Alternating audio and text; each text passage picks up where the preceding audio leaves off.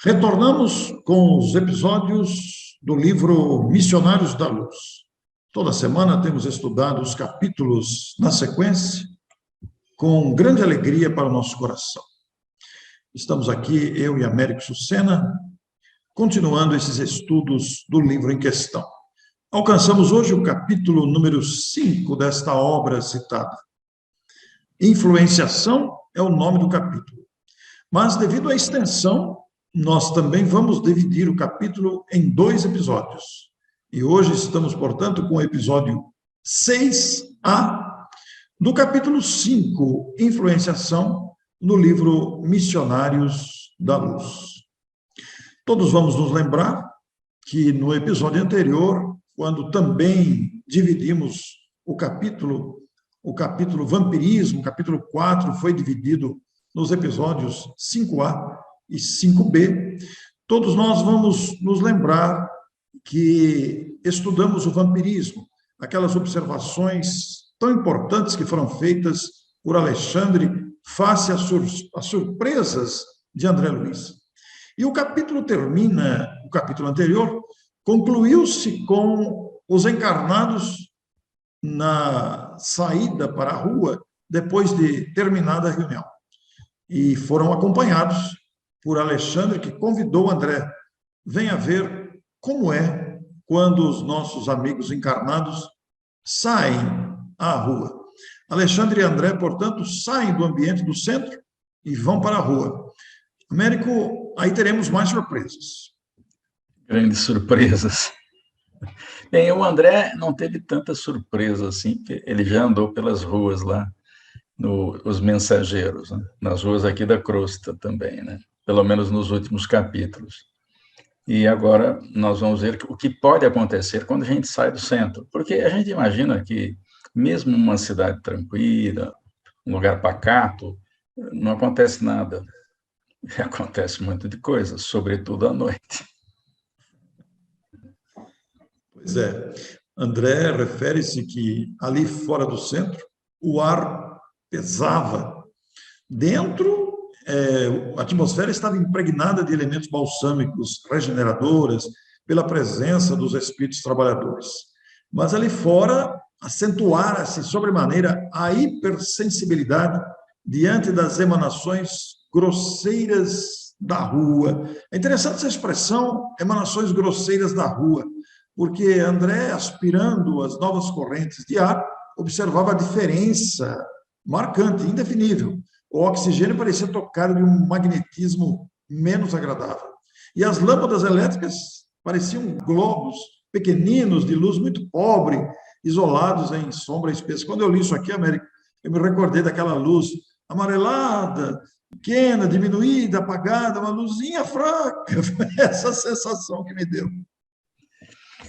Nesse ponto, a iluminação pública melhorou muito hoje em dia. Sim. Mesmo em cidades pequenas. Você tem hoje lâmpadas de bom rendimento, que tem pouco consumo de energia elétrica, mas em 1940 e alguma coisa, a instalação elétrica da rua ou da cidade, sobretudo aqui deve ser uma cidade interiorana, não? Nós já falamos até um pouquinho sobre quem seria o tal do médium e quem seria o tal do Alexandre, né?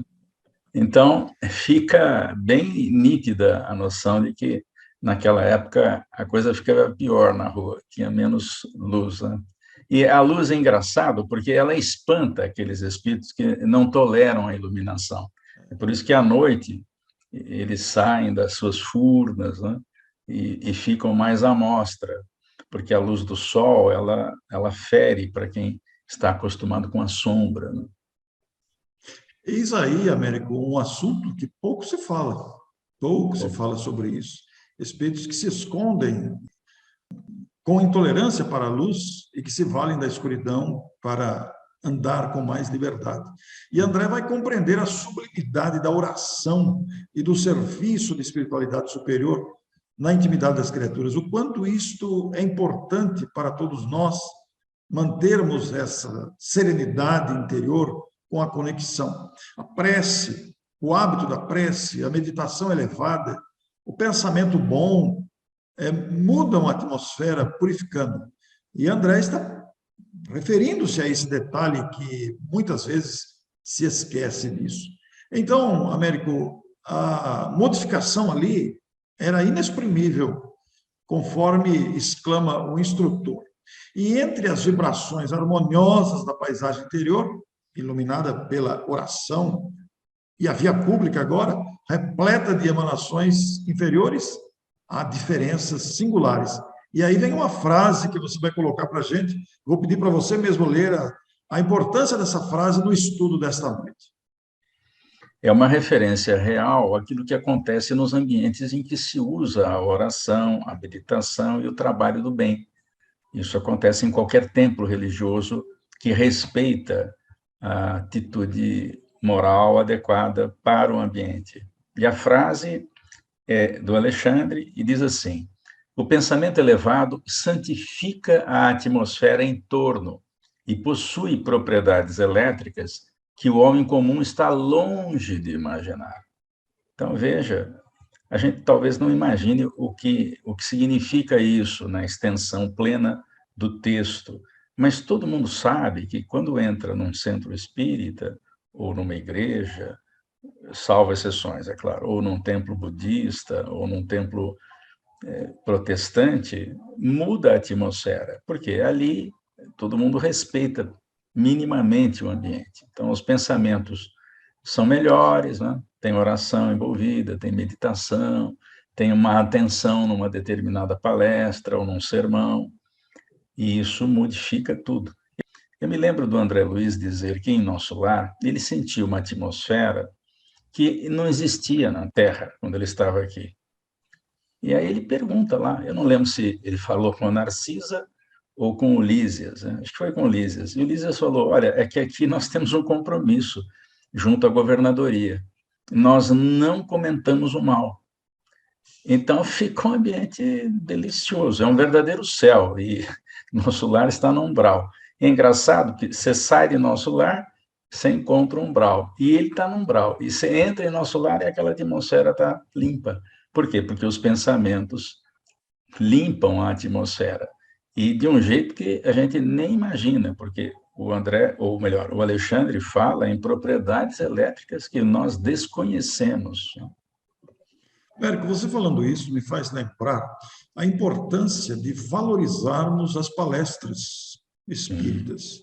A pandemia distanciou as pessoas do convívio social. Agora estamos vivendo uma época em que está se fazendo um ajuste de retorno gradativo das pessoas para as reuniões públicas presenciais.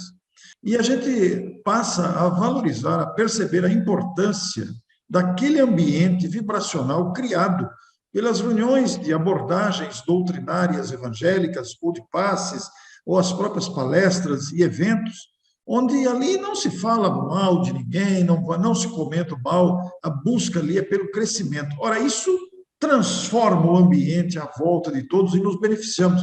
Por isso, você que nos ouve, se não voltou ainda, volte. Novamente se integre a uma instituição espírita, porque é de máxima importância esta junção de intenções, de pensamentos, de vibrações elevadas que o ambiente religioso propicia. Não só espírita, é lógico, mas também outras crenças onde existe a fé sincera. É, bem lembrado. Até porque na frase seguinte, logo em seguida essa, o próprio Alexandre vai dizer que a Rua é um velho repositório de vibrações antagônicas, em meio de sombrios materiais psíquicos e perigosas bactérias de variada procedência. A gente não comenta isso normalmente, não se fala nisso, né? Mas existe, é real, portanto é bom saber. É muito comum, às vezes, uma pessoa ir aqui em São Paulo, numa rua de comércio intenso, né? Tem determinadas ruas que são muito visitadas, e às vezes as pessoas chegam em casa e parecem que tomaram uma surra, né? Ficam sem energia, e não sabe por quê. É porque entra em contato com essas vibrações antagônicas e com essas bactérias de variada procedência. Nada que um bom banho, uma meditação, uma leitura não possa corrigir isso, mas Eu me lembro de, por exemplo, uma pessoa que eu conheço que percebeu que voltava de casa ruim, então começou a pensar melhor antes de sair, né? Então fazia uma prece, meditava, né? Às vezes levava um filho, ia e voltava com menos sensações desagradáveis. Por quê? Pedia ao amigo espiritual que criasse ali um entorno fluídico para que ela tivesse alguma proteção. É muito comum isso aqui nas grandes cidades. Não é difícil entender a expressão da frase, classificando a rua como repositório de vibrações antagônicas, porque na rua fala-se de tudo. De tudo. Fala-se de tudo sem nenhum controle de palavras ou de expressões, de sentimentos, inclusive palavrões e xingamentos e reclamações e disputas de todo gênero. Então a rua ela se torna realmente um depósito de pensamentos de toda ordem, como diz a próxima frase, porque as pessoas que estão circulando numa via pública, se não estiverem, como esse exemplo que você citou, da pessoa que se preparava para sair, a maioria não se prepara, vai pela rua e se depara com situações graves do cotidiano, com observações nem sempre dignas, criando o ambiente contaminado, inclusive, aí, com os materiais psíquicos e perigosas bactérias, como foi citado na frase. Mas tem a outra frase aí, né, Américo? Tem a frase diz quase que em seguida, a gente só separou por questões didáticas, porque senão a frase fica extensa e não dá para ilustrar. Mas o Alexandre continua dizendo que a maioria dos transeuntes lança em circulação incessantemente não só as colônias imensas de micróbios diversos, mas também os maus pensamentos de toda ordem. Então veja que são dois fatores, né? São as colônias de bactérias e os pensamentos de toda ordem. Então, realmente, sair de casa sem fazer uma preparação, uma oração, uma solicitação ao amigo espiritual que nos acompanhe, é complicado. No planeta Terra de expiação e provas, ainda é complicado. Em vista disso, até desses comentários que estamos fazendo, referindo-se ao ambiente anterior da reunião e agora na rua, André observa que muitos agrupamentos de entidades infelizes, inquietas, se postavam ali na redondeza. Faziam-se ouvir através de conversações bem pitorescas, todavia desarrazoadas e impróprias nas menores expressões. E Alexandre indica um pequeno grupo de desencarnados que pareciam em completo e profundo desequilíbrio. Aqueles amigos constituem a corte quase permanente dos nossos companheiros encarnados, que voltam agora ao ninho doméstico. Américo, aqui é bem grave o que está dito aqui, né? Existia um grupo participando de uma reunião mediúnica e ali existia uma corte que os acompanhava e que ficou para fora, não entrou para o ambiente da reunião. E estavam aguardando ali na saída. Por isso que o Alexandre convida André para observar a saída dos companheiros encarnados. É interessante que esses infelizes, o Alexandre chama de infelizes, né? Eles não terem permissão para ingressar no núcleo espírita nas reuniões especializadas, como são de atendimento a sofredores. Então, já tem sofredor suficiente. Mas lá estão aqueles que querem melhorar. Do lado de fora estão aqueles que não necessariamente têm essa intenção.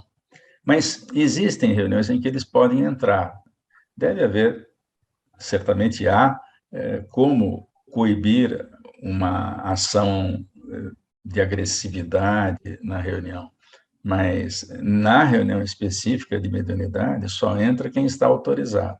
Mas nas reuniões públicas, se eles quiserem, desde que se comportem adequadamente, eles podem comparecer, porque às vezes alguém melhora, ouve uma palavra, ouve uma frase, ouve um ensinamento, uma história interessante, se comovem e podem modificar-se. Alexandre, inclusive, completa que naquela reunião eles necessitavam socorrer amigos para que o vampirismo abordado no capítulo anterior não vitimasse mais companheiros ali ligados a eles. E André, como sempre, impressionado com a excelência da orientação, percebe e afirma aqui no seu capítulo, tudo naqueles trabalhos obedecia a uma ordem pré-estabelecida. Tudo estava calculado, programado, previsto. Muito lógico isso, tratando-se de espíritos superiores, organizados, não há improviso, há todo um esquema bem elaborado.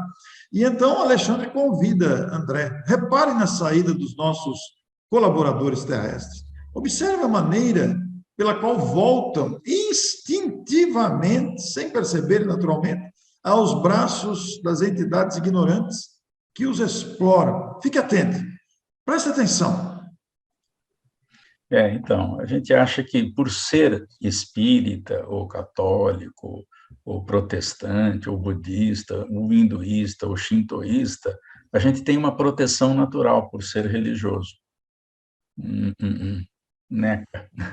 A proteção tem relação com as ações do bem, o que a gente sente, o que a gente pensa, o que a gente fala e o que a gente faz de bem.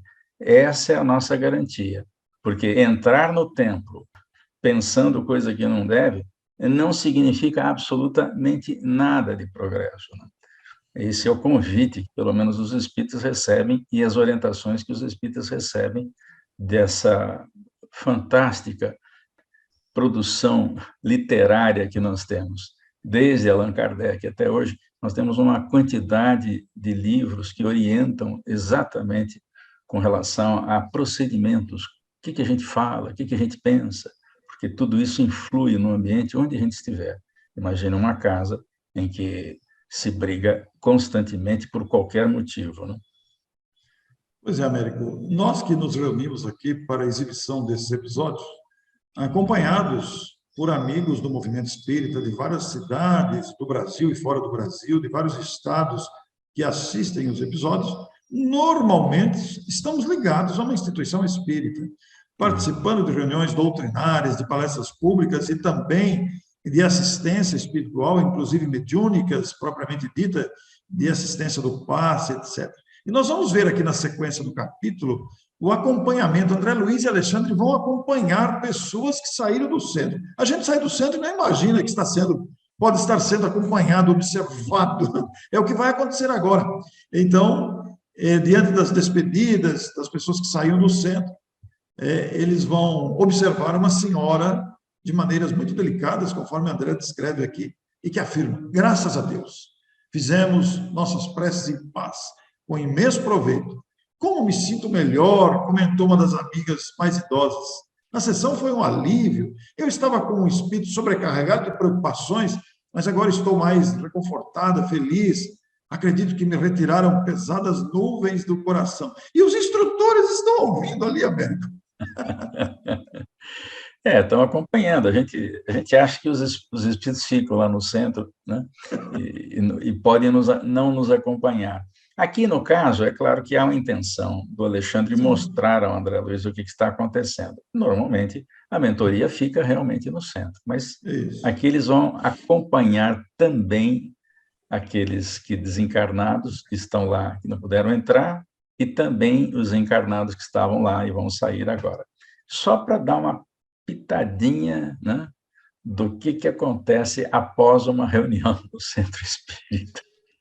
Ô, Américo, e essa senhora aí, ela está, entre aspas, ela foi premiada, porque o próprio Alexandre vai acompanhá-la. Ela poderia ser acompanhada por outras entidades, mas olha aqui, que bonito, né? Teve o mérito, para fins didáticos do aprendizado de André Luiz, de ser acompanhada pelo professor e pelo aluno. E ali estão, né? Então, com essa sensação de alívio que ela está sentindo, né? Ouvindo as orações e partilhando as tentativas do desenvolvimento para o serviço ao próximo, grande é o socorro que recebemos. Está com palavras bem postas, manifestando gratidão a Jesus, como ela vai dizer aqui no texto. Né? Mas um outro senhor, de porte distinto, adiantou-se observando: o Espiritismo é o nosso conforto.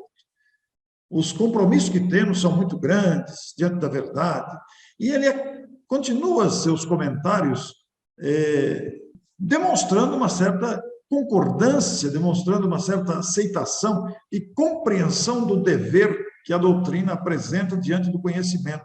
Tanto é que está se referindo com carinho, dizendo que dos céus chegam até nós ferramentas de trabalho e que é preciso ouvir intensamente, nos transformando em colaboradores fiéis da revelação nova. Aliás, Américo, quando a gente lê isso aqui, a gente se enquadra, muitas vezes a gente também fala isso.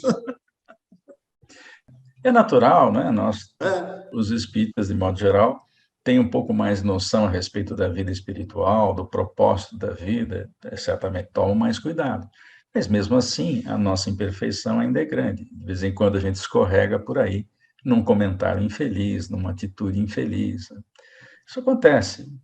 Por isso é que nós estamos aqui em planeta de expiação e provas.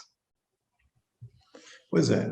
Então, nós temos lá os comentários seguintes, numa sequência aqui do capítulo do pessoal que está indo embora e comentando com gratidão e a importância do trabalho. Aí vem um comentário de André Luiz. André Luiz, reconhecendo aquelas manifestações de gratidão e louvor dos companheiros, ele expressou muita admiração, exaltando a fidelidade daquelas pessoas vinculadas àquela casa. Eles se demonstravam fervorosos na fé, confiantes no futuro, interessados nos benefícios divinos, considerando as dores, as carências, as necessidades do semelhante. Mas o Alexandre não perdeu a vez. E sorrindo disse para André, não se impressione, o problema não é de entusiasmo, e sim de esforço persistente. Nesta frase do Alexandre, a gente já começa a perceber a extensão da observação aí. Eu me lembro de uma mensagem do Humberto de Campos, pela psicografia de Francisco Cândido Xavier, e que tem o título TBC, que é a Turma da Boa Conversa. Eles só falavam coisa boa e bonita, né? Fazer o que é bom e manter-se no esforço persistente, nada, né?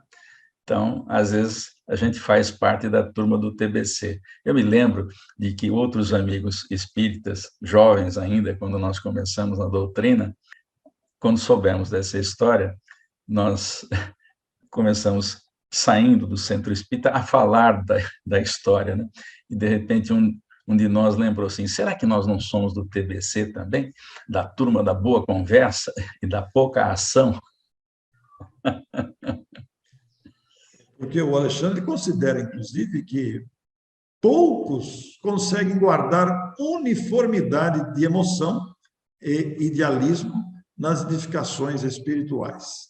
Isso é o que acontece com a maioria de nós. A gente se entusiasma, a gente gosta, fica emocionado, chora, vai às lágrimas muitas vezes, se emociona com facilidade, mas o próprio Alexandre vai dizer, aqui já vai para 9 anos, com algumas pequenas interrupções, que me encontro em concurso ativo nesta casa. E mensalmente vejo desfilar aqui as promessas novas e os votos do serviço. Porém, ao contato dos primeiros embates, reduzido o número de companheiros permanece fiel. É o que normalmente acontece conosco. Nas horas calmas, os louvores. Nos momentos difíceis, as deserções. E, normalmente, o desequilíbrio é bem próprio da nossa condição humana, Américo. Orson, eu vou contar uma história que eu ouvi de um espírita do Rio de Janeiro, que era ligado a um amigo pessoal, e eu acabei conhecendo numa das férias que eu ainda jovem fiz, ficando com esse amigo, também espírita, no Rio, em férias, num período de férias, e nós fomos conhecer esse dirigente espírita. Ele chegou a ser secretário da Federação Espírita Brasileira. É uma pessoa muito querida, Alberto Nogueira da Gama. E o Alberto Nogueira da Gama, né? isso, responsável, inclusive, pela edição do Reformador, um período, né? E uma vez, numa conversa pessoal, depois da reunião, ele contou os seus dramas pessoais. Ele tinha pessoas da família com problemas obsessivos graves e tal. E eu nunca mais vou esquecer o que ele disse. Ele falou assim, olha, quando vocês tiverem problema, não abandonem a tarefa espírita, porque ela é a proteção. Nunca abandonem uma tarefa. E aquilo entrou como se fosse um jato de energia para não sair nunca mais. Então, nós temos problemas, temos dificuldades. Jesus alertou isso, no mundo tereis aflições, mas tem de bom ânimo, eu venci o mundo. Não abandone a tarefa, qualquer que seja. Se tem muitas tarefas e precisa, por alguma razão, fica com pelo menos uma. Então, que é para não sair do radar, né? Porque quando a gente sai do radar e abandonar uma tarefa com Jesus, é uma responsabilidade muito grande. É fácil entender a extensão dessa afirmação, Américo, porque quando a gente está no trabalho, por menor que seja, ainda que seja um único trabalho, como você se referiu agora, nós estamos realmente conectados a esse grande radar do trabalho espírita que conecta-se com um exército de benfeitores que confiam no Senhor e seguem as suas determinações com fidelidade, abastecendo-se daquela fé produtiva, daquela fé que vai ser o sustentáculo nos momentos de luta, né? O Alexandre chega a dizer aqui, na sequência do texto, que na maioria dos casos, eu vou nos incluir aqui, né, porque ele está se referindo aos irmãos encarnados, somos muito prestativos e caridosos com o próximo quando se trata de necessidades materiais. Então, tem alguém em dificuldade, há uma movimentação intensa para arrumar cesta básica, cobertores, enxovais e etc. Mas quase sempre continuamos sendo menos bons para nós mesmos, por se esquecerem da aplicação da luz evangélica à vida prática. Vamos ampliar o entendimento dessa afirmação, assim, porque fazemos muitas promessas com palavras, mas o campo do sentimento fica a desejar. Esse campo do sentimento é o esforço de ter compreensão, de ter paciência com o ritmo alheio, de ter consideração com a dificuldade alheia. Nem sempre temos. A gente se irrita no primeiro contato com a luta mais áspera. A luta mais áspera pode ser uma doença, a luta mais áspera pode ser um desentendimento em casa ou com algum colega de trabalho, ou mesmo com algum outro companheiro da casa espírita. Então, a gente volta cada semana no núcleo de prece e requisitando conforto e auxílio exterior, mas esquecendo dessa busca interior de equilíbrio. Isso é fundamental a gente entender, viu, Orson? Porque as pessoas acham que procuram o espiritismo só quando tem problema. E não é bem assim, né? Nós precisamos mostrar que nós podemos cooperar com os trabalhos do centro. Um centro espírita tem inúmeras atividades. Começa lá na livraria, quase sempre é porta de entrada do centro espírita, né? E termina lá na cozinha, quando as atividades da sopa, né, ou dos lanches que são servidos, são feitos com a cooperação de todos. Então, nós precisamos nos engajar de alguma forma nessas tarefas, que estão suspensas em parte pela pandemia, mas as atividades de assistência social, por exemplo, elas não foram interrompidas em algumas casas espíritas, porque a orientação espiritual, né, haveria muita dificuldade durante a pandemia. Então, a atividade assistencial foi feita com uma equipe de pessoas mais jovens, que fossem mais resistentes à Covid, e não teve muita gente junta, exatamente para evitar qualquer contágio. Álcool em gel, máscara, cuidados de lavar as mãos, exatamente para não deixar de atender as necessidades, porque elas continuaram e até aumentaram as necessidades. Infelizmente, muitas casas trabalharam, continuam trabalhando, e é esse esforço que precisa continuar mesmo. É o que nós estamos vendo aqui nessa relação de raciocínios, né? Porque é preciso vencer o egoísmo que ainda nos caracteriza e que o entusiasmo não fique apenas nas aparências, mas se reflita nas mãos e no trabalho ativo. E André Luiz está observando ali aqueles companheiros encarnados que estão caminhando e eles estão acompanhando. Eles se achavam, todos eles, os encarnados, irradiando aquela alegria, aquela paz, colhidas na rápida convivência com os benfeitores espirituais dentro do ambiente da instituição. Eles ainda emanavam raios de espiritualidade surpreendente. E o Alexandre esclarece, né? Eles ainda se encontram sob as irradiações de banho de luz que se submeteram através do serviço espiritual com a prece. Se conseguisse manter semelhante estado mental, fácil seria atingir positivamente o nível superior da vida. O que nós podemos aplicar a nós mesmos, né? Estamos lá no centro, ontem mesmo, na reunião presencial aqui em Matão, um ambiente de pura fraternidade, um ambiente leve, gostoso de ser absorvido, que alimentava espiritualmente. A gente deveria fazer um esforço para manter esse estado mental, porque é isso que nos fortalece. E o próprio Alexandre considera com André que em outros tempos eles também foram inexperientes e frágeis. Por isso eles não estão condenando as atitudes dos encarnados que não conseguem manter o nível mental adequado de espiritualidade, porque ainda somos aprendizes. E eles confessam que em outros tempos também eram assim. Eles vão acompanhar agora um grupo formado por um jovem, aquele que tinha problemas sexuais, que era casado, mas era atormentado pelo sexo, a irmã dele e a mãe. Então, esses três que saíram da reunião se destacam do grupo e agora vão ser acompanhados especificamente pelo Alexandre e pelo André Luiz. E três entidades que estavam próximas ali, esperando, se dirigiram ao grupo. Eram três entidades ligadas ao rapaz, que tem a sua história ligada ao meretrício de encarnações passadas. E por isso a dificuldade dele de sair desse clima mental. Por quê? Ele atraiu três dos antigos companheiros que frequentavam com ele isso. E agora ele sente a dificuldade de sair.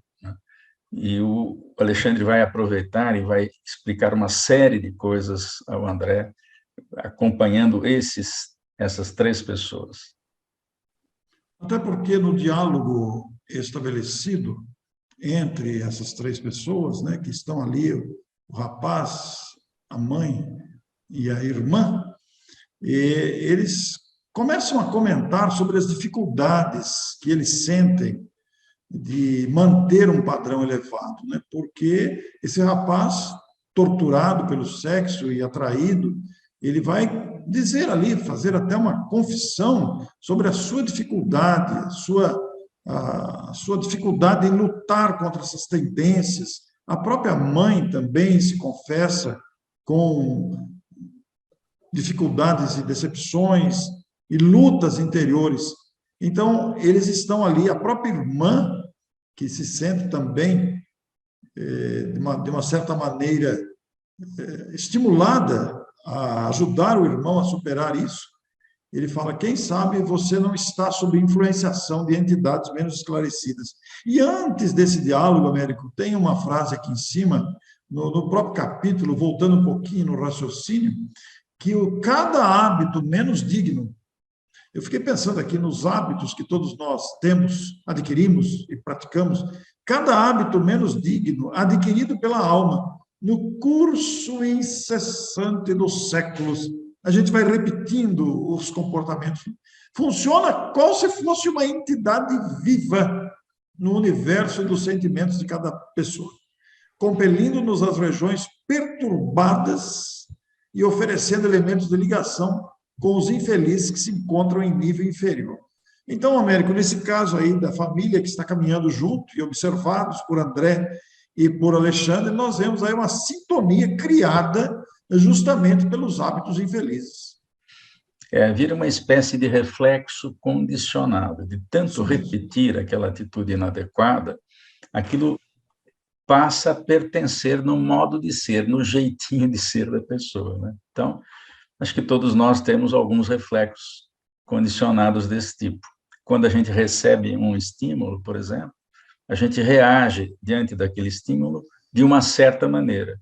Então, se aquela reação é inadequada e aquele estímulo sempre acontece, né, pronto, está feita aí uma encrenca danada. A gente vai demorar muito tempo para cuidar desse hábito. É claro que é possível fazer isso, né? O próprio Kardec diz que uma das potências da alma, a vontade, é exatamente para isso. A gente precisa ter vontade. Mas os espíritos disseram a Kardec que são poucos aqueles que têm muita boa vontade de mudar. Ai, meu Deus.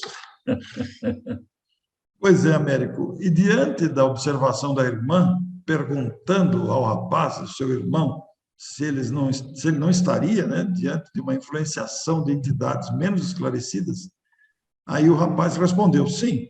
Por isso mesmo, venho tentando o desenvolvimento da mediunidade a fim de localizar a causa de semelhante situação. Nós estamos aqui, vimos no capítulo anterior o vampirismo, né? Os espíritos ociosos que se aproveitam dos encarnados. Nós estamos vendo aqui o término da reunião, os encarnados saíram à rua, e nós vamos ver aqui na sequência esse primeiro episódio aqui do capítulo, nós dividimos em dois, apresenta esse diálogo inicial aí de uma família, a mãe e os dois filhos, conversando sobre as alegrias que sentem e, ao mesmo tempo, as dificuldades de se manterem naquele clima elevado, para entenderem as próprias torturas interiores. E aí, no próximo episódio, na próxima semana, nós vamos retornar aqui com esse capítulo Influenciação, no episódio 6B, que vai iniciar-se exatamente com Alexandre ajudando o rapaz através da irmã, Américo.